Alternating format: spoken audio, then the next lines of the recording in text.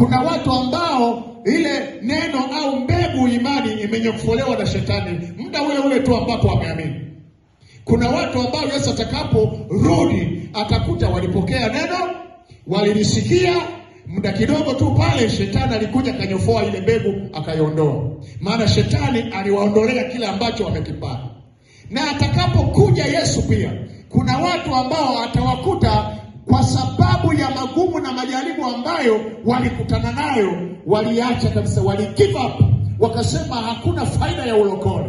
Atawakuta watu wa namna hiyo. Na wako watu ambao kwa kukutana na mambo magumu na mazito walisema hapana, wakaishia pale, mambo ya imani wakaachana nayo.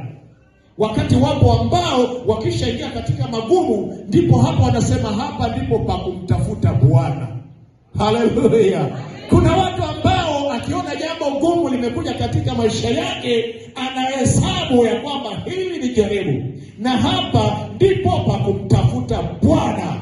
Na ndiyo maana Yesu akasema amewapasa kumwomba Mungu siku zote, wala msikate tamaa.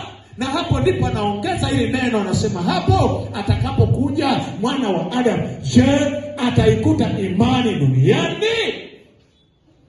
Hilo ni swali zito sana.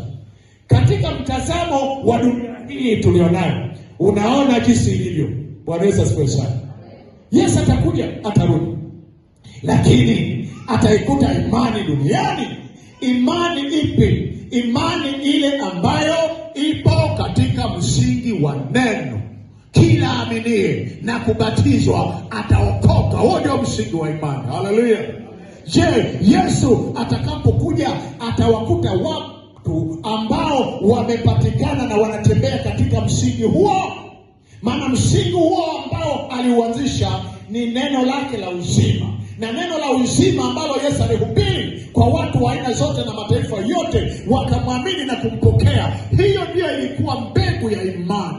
Na anatarajia hiyo mbegu ya imani itakapokuwa ndani yao, Yesu atakaporudi aikute imani hiyo ndiyo inaendelea kuzaa matunda. Haleluya.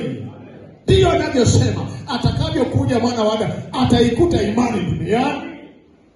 Lakini kwa dunia ilivyo sasa hivi, mimi nataka nikwambie, imani ataikuta watu wanayo imani, lakini wachache. Haleluya. Bwana Yesu asifiwe sana. Kwa sababu wengi wamekwisha kuiasi imani.